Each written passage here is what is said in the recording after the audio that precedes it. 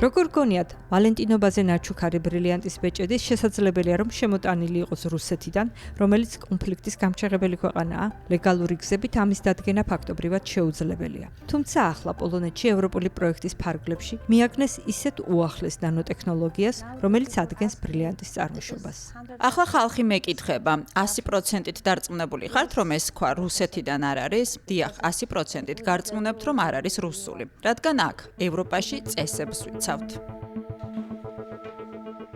ბარბარას ბრილიანტის ბიზნესი, რომელიც პოლონეთის ქალაქ პოზნანში აქვს გახსნილი, ნდობაზეა დაფუძნებული. იგი ძვირფას ქვებს მხოლოდ სანდო პირების გაყიდულობს ბელგიაში, საფრანგეთსა და იტალიაში. თუმცა მათი სერტიფიკატებიც ვერ იძლევა ბრილიანტების წარმოშობის დადგენის 100%-იან გარანტიას.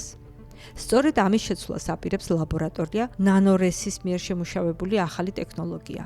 ლაბორატორია ქალაქ ვროცლავში მდებარეობს. თუ გულსაბნევს, რომელიც ძალიან ცნობილი კომპანიის მიერ მოწოდებული 20, 30 ან 50 ქვისგან შედგება, მოჰყვება ინფორმაცია მისი მწარმოებელი კომპანიის შესახებ, იქნება ეს კარტიე თუ ჰარი ვინსტონი და თუ მასზე ამოტვიფრულია მწარმოებელი კომპანიის ინიციალები, ასეთ ნივთს თუ მოიპარავენ, ვერ გაყიდიან. ამ პროექტის ფარგლებში შეიმუშავეს რამდენიმე ტექნოლოგია, რომელთაც ორმაგი დანიშნულება აქვთ. ბრილიანტის შესახებ ინფორმაციის დატანა, ბრილიანტის სხივის თვისობრივი ცვლილებით ან ნივთზე ჰოლოგრამის განთავსებით და ქვების წარმოშობის დადგენა. ბრილიანტის პასპორტი და მისი წარმოშობის დადგენა სავარაუდოდ ამ ეტაპზე მსოფლიოში ერთადერთი ტექნოლოგიაა, რომელსაც შეუძლია უსაფრთხოების მიკროსქემის მოთავსება ბრილიანტის ზედაპირზე.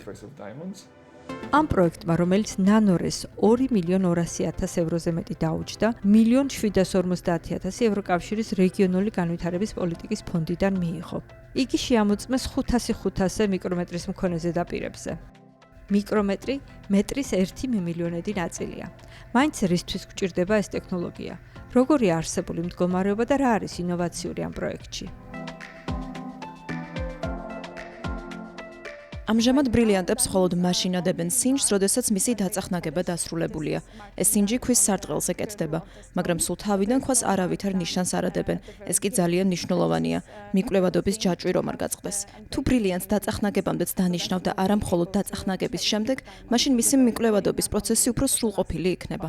ბრილიანტის პასპორტის ტექნოლოგიას აწყვილებენ კიდევ ერთ ციფრული ასლის ტექნოლოგიასთან. ეს ნიშნავს ციფრული ასლის შექმნას. ბრილიანტის სინჯის ასლის შენახვას მონაცემთა ბაზაში. ასე რომ 1-2 წელიწადში მას შემდეგ, რაც აღნიშნული ტექნოლოგია დაპატენტდება და ბაზარზე გავა, ვალენტინობის დღეს ისეთ ბრილიანტს გაჩუქებენ, რომლის წარმომავლობაც კონფლიქტის გამჩაღებელ ქვეყანას არ უკავშირდება.